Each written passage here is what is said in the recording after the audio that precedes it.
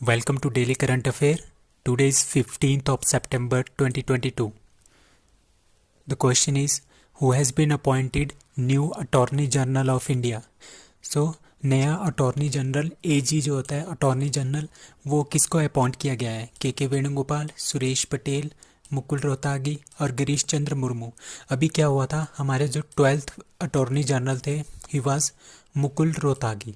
ठीक है, उसके बाद क्या बनाया था, उसके बाद 13th जो हमारे पास अटॉर्नी जनरल थे वो बनाया था के वेणुगोपाल जी को। अब क्या हुआ, अभी एक मुकुल रोहतागी वापस आ गए हैं। ठीक है, 14th attorney general of India अभी अभी उनको अपॉइंट किया गया है, that is Mukul Rohatgi. So answer is C, that is Mukul Rohatgi is new attorney general of India. अब अटॉर्नी जनरल होता क्या है? अटॉर्नी जनरल होता है कि एक तरह का ये लॉयर होता है ऑफ द गवर्नमेंट। जैसे हमारे पास सेंट्रल गवर्नमेंट है, ठीक है, आजकल बीजेपी है सेंट्रल गवर्नमेंट में, अगर इनके ऊपर कोई भी केस आ जाता है गवर्नमेंट के ऊपर, तो ये जो अटॉर्नी जनरल होता है ये उनका केस लड़ता है। ठीक है, और जो अटॉर्नी जनरल होता है ये सरकार का केस लड़ता है और इनकी कोई भी सैलरी नहीं होती।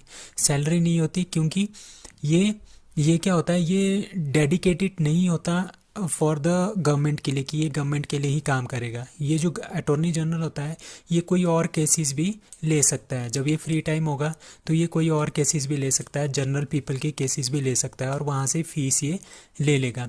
ठीक है, तो इनकी कोई सैलरी नहीं होती। सो अटॉर्नी जनरल किसको अपॉइंट किया गया है? That is Mukul Rohatgi, that is the lawyer of government of India. ठीक है, गवर्नमेंट ऑफ इंडिया की तरफ से केस लड़ने के लिए जाते हैं। ठीक है, so answer is C, that is Mukul Rohatgi. Attorney general हमारे पास जो कॉन्स्टिट्यूशन है आर्टिकल नंबर 76 में मेंशन किया गया है। जो अटॉर्नी जनरल जो होता है जब जॉइंट सीटिंग होती है उसमें ये पार्टिसिपेट कर सकता है, बट ये वोटिंग नहीं कर सकता। ये काफ़ी इंपॉर्टेंट क्वेश्चन है, बहुत बार ये पूछा भी गया है। Now 15th Finance Commissioner of India, that is Nand Kishore Singh. Central Vigilance Commissioner of India, that is Suresh Patel.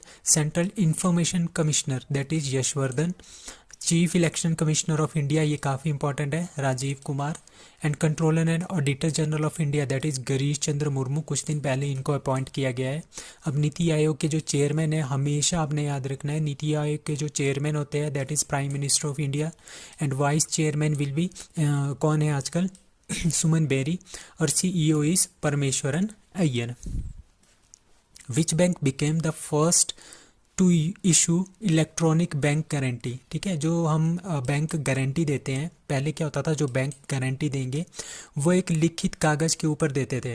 ठीक है, उसके ऊपर लिखेंगे कि ये इस तरह की गारंटी हम आपको दे रहे हैं। बट अब क्या होगा, अब ये सारा का सारा इलेक्ट्रॉनिकली होगा। सो पहला बैंक कौन बन गया है जिन्होंने पहली बार इलेक्ट्रॉनिक बैंक गारंटी दी है? दैट इज़ HDFC बैंक, जो हमारे पास प्राइवेट है, प्राइवेट बैंक है, काफ़ी बड़ा प्राइवेट बैंक है, तो उन्होंने ये लॉन्च किया गया है, लिख किया है। That is first ever electronic bank guarantee, that is उसको बोलते हैं EBG, इलेक्ट्रॉनिक बैंक गारंटी।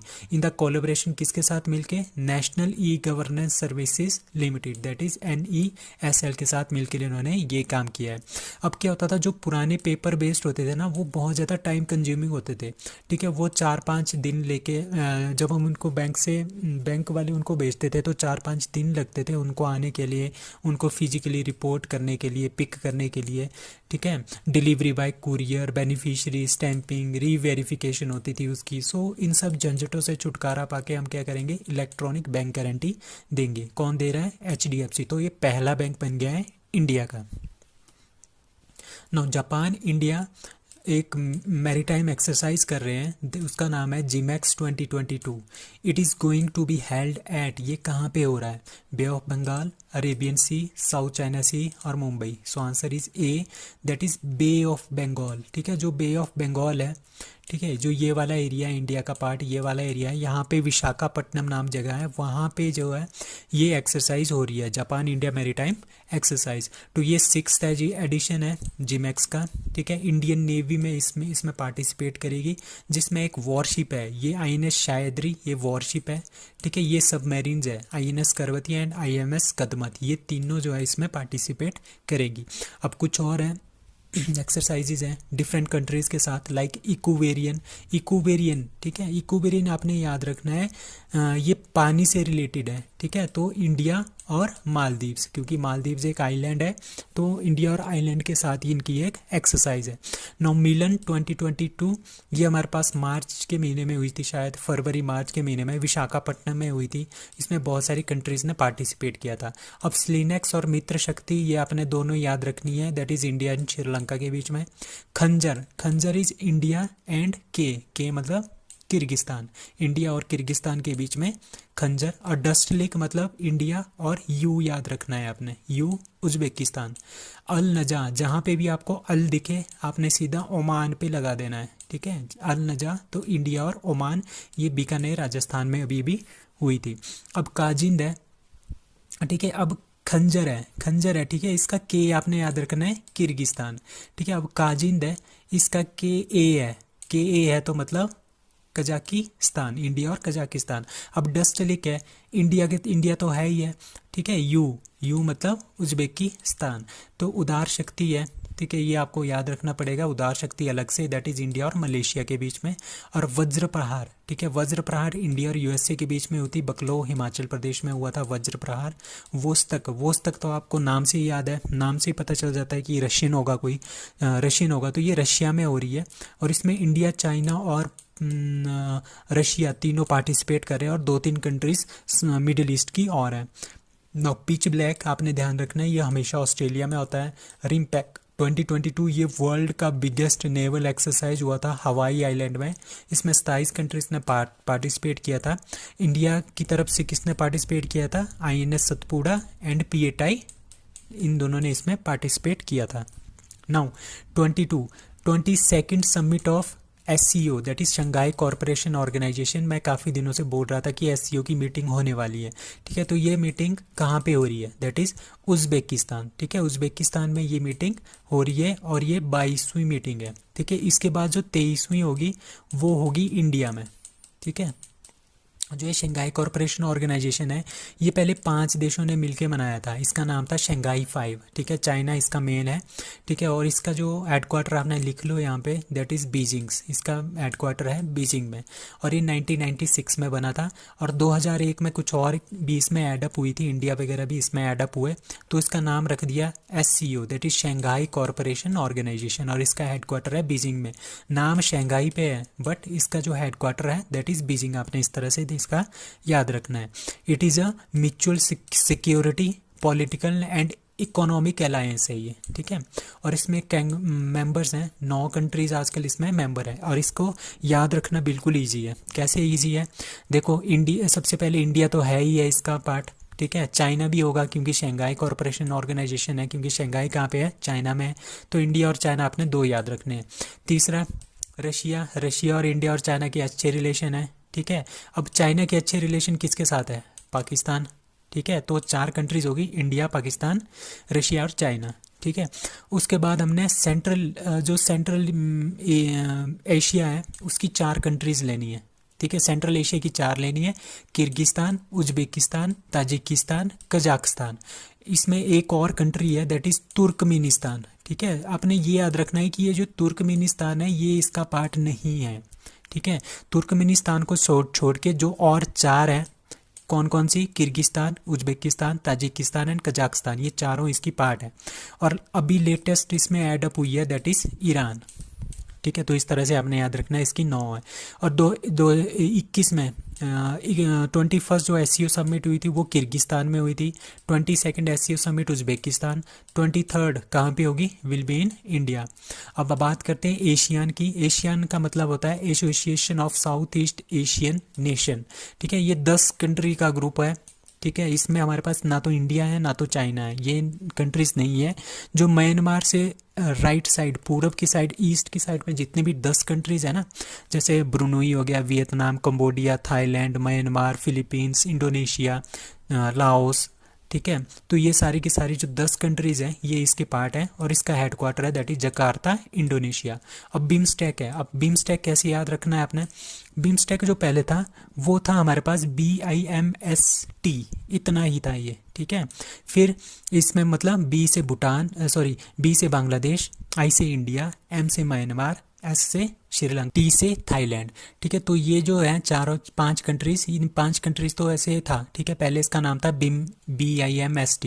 ठीक है, ये बना था 1997 में, इसका हेडक्वार्टर है ढाका में। अब इसके बाद क्या हुआ, इसके बाद 2 कंट्रीज और बच गई, जैसे नेपाल है और भूटान है। उन्होंने बोला कि हमने भी इसमें ऐड अप होना है, तो हमने इनको भी ऐड कर दिया। फिर इसका नाम हमने रख दिया बिम्स्टैक, मतलब इसका हमने पूरा का पूरा डेफिनेशन ही चेंज कर दिया, bay of Bengal initiative for multi sectoral technical and economic cooperation. Now IBM किसके साथ मिलके collaborates to promote quantum computing in India. ठीक है, IIT कानपुर, रुड़की, बेंगलुरु और Madras. So answer is D, that is IIT Madras. So IIT Madras और IBM ने दोनों मिलके क्या क्या कर रहे हैं, कोलैबोरेशन करके क्वांटम कंप्यूटिंग को बढ़ावा देने के लिए काम करेंगे अब एक साथ। ठीक है, तो इसमें क्या होगा, जितने भी हमारे पास बिजनेस पार्टनर्स हैं, बिजनेस की जो अपॉर्चुनिटीज़ हैं रिलेटेड टू क्वांटम मतलब कि लाइट से रिलेटेड जितनी भी रिसर्च हैं, स्पीड इंक्रीज करनी, सुपर कंप्यूटर बनाना, ठीक है, और क्या बोलते हैं मशीन लर्निंग करना, ऑप्टिमाइजेशन करना, ठीक है, केमिस्ट्री में, एनर्जी में, फाइनेंस में, स्पेस के एक्सप्लोरेशन में, तो ये सारे के सारे काम करेंगे कौन मिलके, IBM एंड IIT मद्रास दोनों मिलके ये काम करेंगे। Now, the first state in India to construct 8,642 Amrit Sarovar lakes in India, that is Madhya Pradesh, Gujarat, Bihar और यूपी। सो हमने क्या किया था, द मिशन अमृत सरोवर हमने स्टार्ट किया था। कब किया था, national Panchayati Raj day, that is 24 अप्रैल 2022 को हमने बोला था कि हम क्या करेंगे, 75 मतलब कि हर एक स्टेट की एवरी डिस्ट्रिक्ट में हम 75 वाटर जो बॉडीज़ हैं उसको हम अच्छे से उनको साफ़ करेंगे, उनको रिजुवनेट करेंगे, उनको डेवलप करेंगे। ठीक है, तो किस लिए किया था ये आज़ादी ka Amrit Mahotsav, with an objective to conserve the water in future, के लिए हमने वाटर को कंजर्व करना था, तो इसके लिए ये प्रोग्राम स्टार्ट किया था। तो इसमें जो है यूपी ने सबसे अच्छा काम किया है। उन्होंने 8,642 अमृत सरोवर जो है उनको रिजुवनेट कर दिया, उनको डेवलप कर दिया है। ठीक है, पहले नंबर पे यूपी, दूसरे पे MP, तीसरे पे जम्मू कश्मीर, चौथे पे राजस्थान। तो लखीमपुर खीरी जो उत्तर प्रदेश का एक डिस्ट्रिक्ट है, उन्होंने पहला पोजीशन इसमें हासिल किया है। ठीक है, उन्होंने 256 जो है अमृत सरोवर बना दिए हैं। Now khadi India organises exhibition fashion show Aheli khadi. ठीक है, एक फैशन शो हुआ कहाँ पे, national institute of fashion technology Gandhinagar में। ठीक है, एक फैशन शो हुआ, ठीक है, उसका नाम हुआ अहेली खादी। अहेली का मतलब होता है प्योर खादी। ठीक है, और किसने ये बनाया, किसने ये लॉन्च किया था, that is KVIC, that is khadi and village industrial commission. इन्होंने इसको स्टार्ट किया, मेड बाय एक्ट। जो ये KVIC है ये बना था 1956 के एक्ट से। ठीक है, और इस शो का मेन मतलब क्या था, स्वधा इसका मेन मतलब था, मतलब कि जब हम योगा करते हैं उस टाइम जो हम कपड़े पहनते हैं वो सारे के सारे हम क्या कर सकते हैं, वो खादी के कपड़े हम पहन सकते हैं, तो उनको बोलते हैं स्वधा। ठीक है, ये तो इसका ये मेन मोटिव था कि हमने योगा करते टाइम खादी के कपड़े पहनने हैं, स्वधा पहनना है। तो खादी उत्सव 2022 कहाँ पे हुआ, दैट इज़ अहमदाबाद गुजरात में हुआ था। और centre of excellence for khadi, ये आपने ध्यान रखना है, ये न्यू दिल्ली में हुआ है, न्यू दिल्ली में इसको खोला गया है। ये क्वेश्चन काफ़ी पूछा भी गया है जो भी SSC के पेपर में।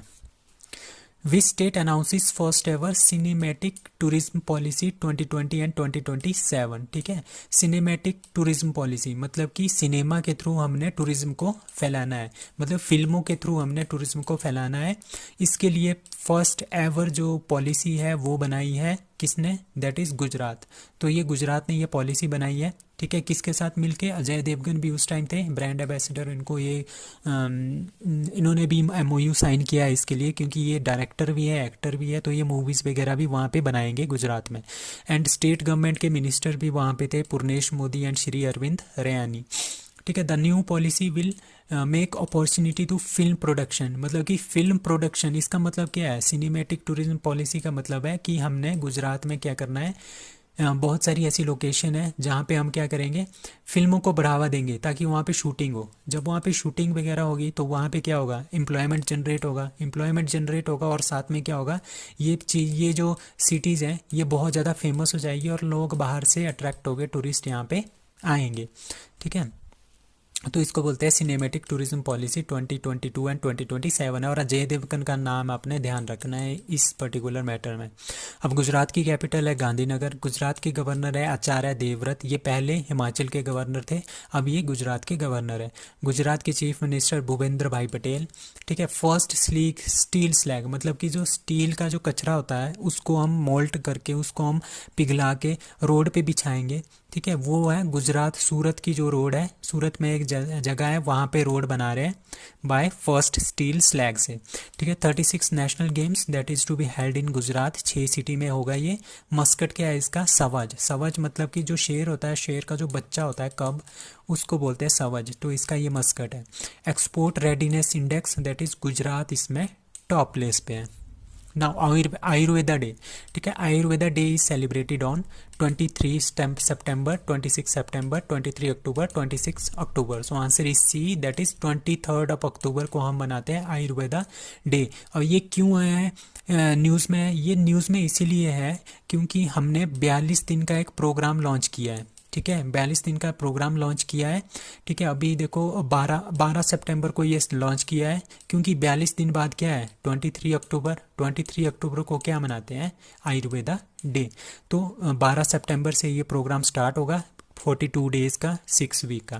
किसने स्टार्ट किया है? मिनिस्ट्री ऑफ आयुष ने।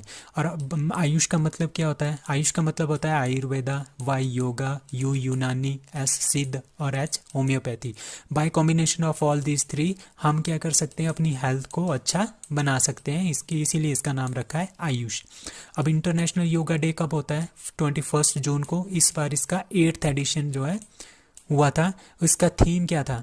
योगा फॉर ह्यूमैनिटी, ये आपने याद रखना है, इसका थीम था इस बार योगा फॉर ह्यूमैनिटी। अब WHO ट्रेडिशनल मेडिसिन सेंटर कहाँ पे खोल रहे हैं? वर्ल्ड हेल्थ ऑर्गेनाइजेशन कहाँ पे ट्रेडिशनल मेडिसिन सेंटर खोल रहा है? दैट इज़ जामनगर, गुजरात में। So that's all for today, thank you.